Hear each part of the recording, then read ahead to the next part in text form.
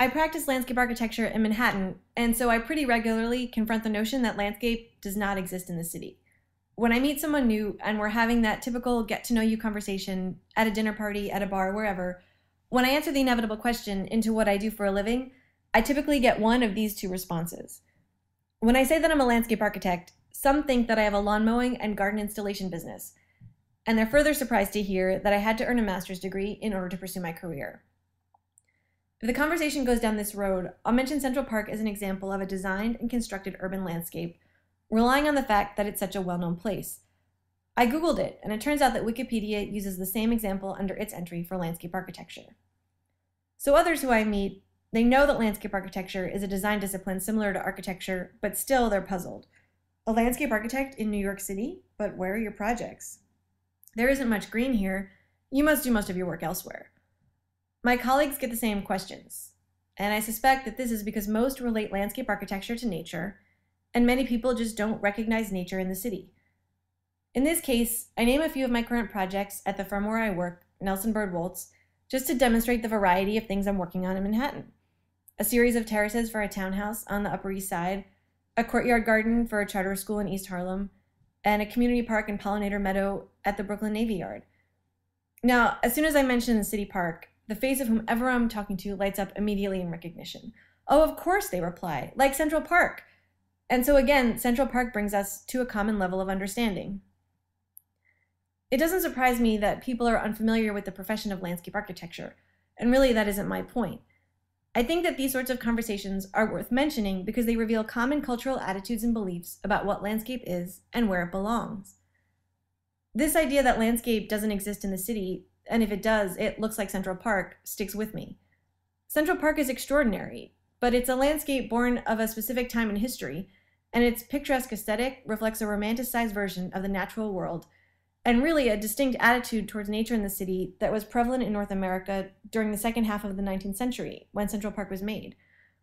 It's also not a naturally occurring landscape, but a highly constructed and actually very beautifully choreographed overlay of natural systems, hydrology, geology, and vegetation on a site that was nothing more than undesirable, rocky, poor-quality farmland in the middle of Manhattan Island. Frederick Law Olmsted and Calvert Vaux, who designed Central Park in 1860, approached the design of the park with these natural systems at the forefront. The picturesque aesthetic was simply the design language they employed throughout the 850 acres, and it was tied to an ideology that at the time was already 100 years old.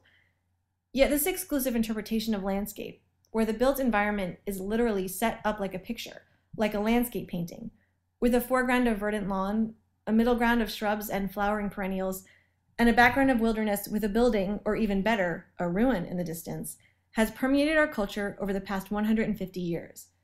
Central Park is really only one example. Even though it is a completely artificial arrangement of soil and water and plants, it characterizes what we identify as natural and remains deeply tied to American identity.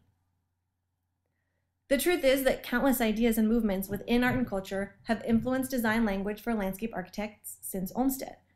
For me, and probably many others, this is the work of artists like Robert Smithson and Ann Hamilton, and the writings of J.B. Jackson and conservation biologist E.O. Wilson.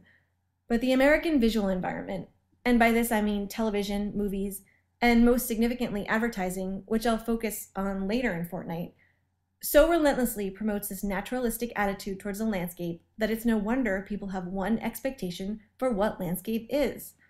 Although the practice of landscape architecture has really evolved to address the complex challenges our world is facing after over 2 centuries of industrialization, urbanization, and development, the picturesque aesthetic has come to define a collective expectation of what a landscape is or should be. Because the medium of landscape architecture is nature, to make a landscape, you must manipulate natural elements, such as soil, water, and trees. The artificial or constructed aspect remains elusive. Central Park seems like it's always been there. It looks like a microcosm of the Hudson Valley just north of the city. But the act of making a built landscape is an act of differentiating ourselves from nature. A constructed landscape is evidence of our humanity.